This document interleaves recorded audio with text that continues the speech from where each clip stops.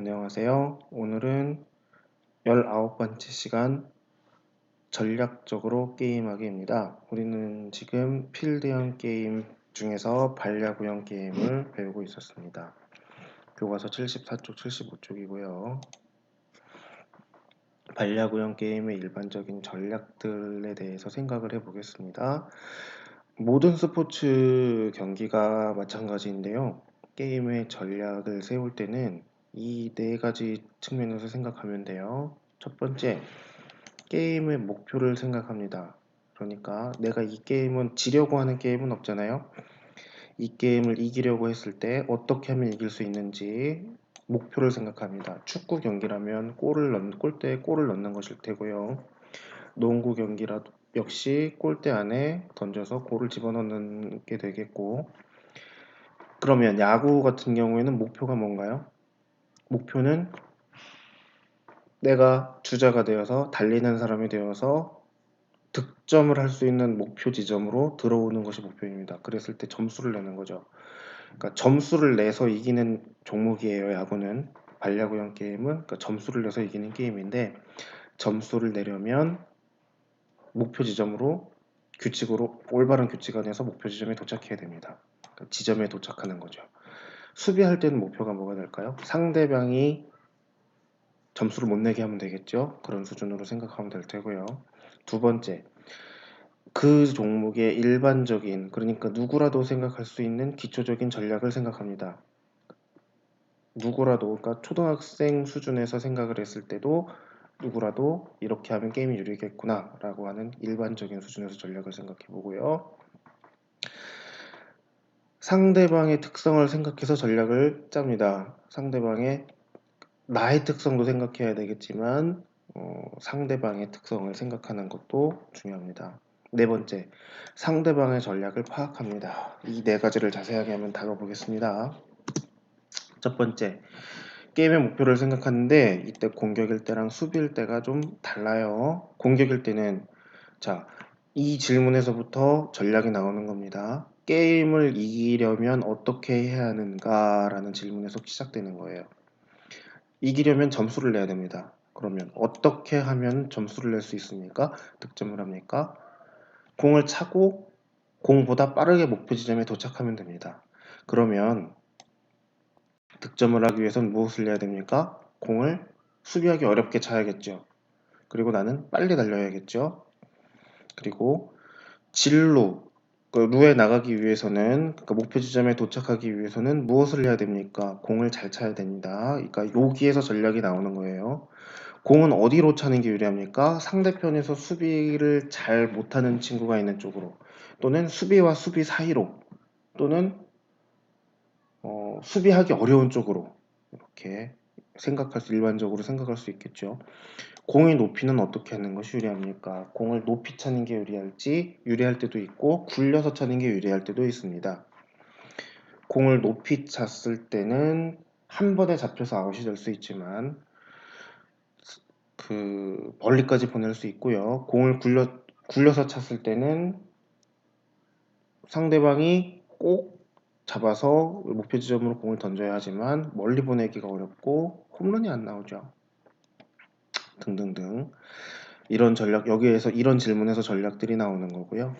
내가 수비할 때는 상대방의 득점을 막는 것이 목표잖아요. 그럼 무엇을 해야 됩니까? 목표 지점을 생각해야 됩니다. 항상 수비할 때는 목표 지점이 어디인지를 생각하는 거예요. 내가 공을 어디로 던져야 될지를 생각하고요.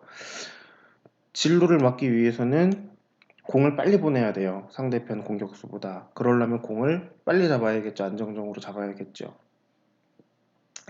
높은 공은 어떻게 처리하는 게 좋습니까? 최대한 공중에서 땅으로 떨어지기 전에 잡습니다. 이런 전략들이, 기초적인 전략들이 나오는 거고요. 굴러오는 공은 이렇게 몸을 숙여서 그 공을 감싸 안으며 잡은 다음에 바로 상대방 공격수의 목표 지점으로 공을 더 빨리 보낸, 이것을 생각해야겠습니다. 여기에서 기본적인 전략들이 나오는 거예요. 자, 게임의 목표를 생각하는 것에서 기초적인 전략들이 나오는 거라고 했습니다. 겹치는 부분이니까 넘어가겠습니다. 아까 1에서 설명을 했으니까 넘어가겠습니다. 진로하기 위해서 무엇을 해야 될지, 공은 어디로 차야 할지, 공의 높이를 어떻게 하는 것이 유리한지 이제 생각을 하겠습니다. 나에게 이제 높은 공은 어떻게 처리하는 게 좋은지, 굴러오는 공은 어떻게 처리하는 게 좋은지, 공을 어디로 보내는 것이 좋은지 이런 아주 그 종목의 기초적인 전략들이 나오게 됩니다. 그러면 조금 더 복잡한 전략들은 어떻게 나올까요? 3번 상대방의 특성을 생각합니다. 자, 여기서 공을 찹니다. 발야구는 공을 굴려주는 공을 찾는 방법이 있고 세워놓고 차는 방법이 있는데 우리는 세워놓고 찰 거거든요. 그런데 세워놓고 찰 때 공격수가 오른발잡이라면 이 가운데를 이은 선에서 이쪽으로 오른발잡이라면 왼쪽으로 공을 차게 될 가능성이 높습니다. 몸의 구조 때문에 그래요. 오른쪽으로 공을 찰 확률보다 왼쪽으로 공을 찰 확률이 높습니다. 굳이 나눠보면 50대, 30대, 20 정도. 왼발잡이라면 반대가 되겠죠. 이쪽으로 왼발로 공을 찼을 때는 이쪽으로 공이 나갈 가능성이 50, 30, 20 요 정도 일반적으로 요 정도 나옵니다. 그러니까 오른발잡이라면 이쪽보다는 이쪽으로 수비를 집중하는 게 좋겠죠. 왼발잡이라면 이쪽으로 수비를 집중하는 게 좋겠죠. 또 이런 것도 있어요. 상대방이 공을 잘 차는 사람이면 멀리까지 찰 수 있는 사람이면 수비를 뒤쪽으로 물러나서 하는 게 좋겠죠. 근데 상대방이 공을 빠르게 강하게 차지 못하고 굴려서 약하게 차는 킥력이 약한 선수일 때는 안으로 당겨서 수비를 하는 게 공을 빨리 잡을 수 있겠죠. 자, 그리고 주로 달리는 사람이 빨리 달리는지 천천히 달리는 사람인지도 역시 중요합니다. 이런 상대방의 특성을 생각합니다. 뭐 상대방이 남자인지 여자인지 뭐 이런 것도 중요하고요. 여기에서 전략이 나옵니다. 그리고 네 번째 상대방의 전략을 파악하는 방법입니다. 상대방들이 특히나 이제 초등학교 정도 수준에서 게임을 할 때는 이 대화에서 알 수 있는 게 많습니다. 야, 높게 차! 뭐 이렇게 얘기하죠. 높게 차지 말고 이번에는 저기 빈대 보이지? 빈대로 차! 이렇게 상대방이 듣는 거를 생각하지 않고 이렇게 대화로 전략이 노출되는 경우가 많아요. 그러니까 대화를 유심히 듣습니다. 이건 반칙이 아니에요. 상대방의 대화를 듣고 이쪽으로 찰 것 같구나 하고 미리 대비하는 것은 반칙이 아닙니다. 손짓으로 전략을 예측합니다. 상대방이 어떤 공간을 손짓하면서 대화를 하고 있다면 저쪽으로 찰 가능성이 높구나라고 예측할 수 있겠죠. 그 다음 상대방의 눈빛으로 목표를 예측합니다. 상대방이 보통 목표하는 곳을 눈으로 쳐다보게 마련입니다. 오른쪽을 쳐다보고 있다면 이 녀석이 오른쪽으로 찰 것 같구나 라고 생각할 수 있죠. 물론 이걸 역이용해서 내가 던지거나 패스하려고 하는 곳으로 눈으로 보는 곳의 반대 방향으로 패스를 하기도 하는데요. 이런 것들도 눈빛도 전략을 파악하는 데 중요한 힌트가 됩니다. 이걸 역이용할 수도 있고요. 자, 그리고 상대방의 디딤발이나 서는 위치로 공의 방향을 예측합니다. 오른발잡이인지 왼발잡이인지 가운데 섰는지 왼쪽으로 섰는지 이런 것도 공의 방향을 예측하는데 도움이 됩니다. 자, 학습 과제입니다. 오늘 배운 내용은 일반적인 부분에서 얘기를 했는데요. 자, 실제적인 상황에서 한번 생각해 봅시다. 링크되어 있는 그 동영상을 봅니다. 얼마나 보느냐면 끝까지 보는 게 아니라 한 2분 정도만 시청하면 됩니다. 시작부터 2분 정도만 시청하면 되고요.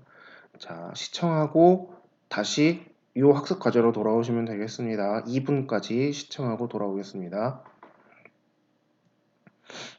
자, 여러분들이 동영상을 시청했다고 생각하고 이어서 하겠습니다.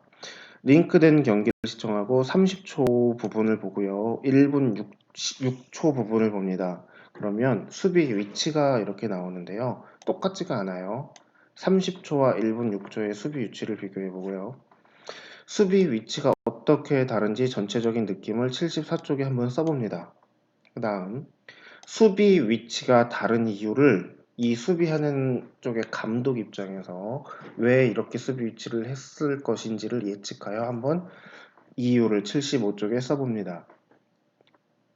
자, 오늘은 19번째 시간 오늘은 여기까지 하겠습니다. 수고했습니다.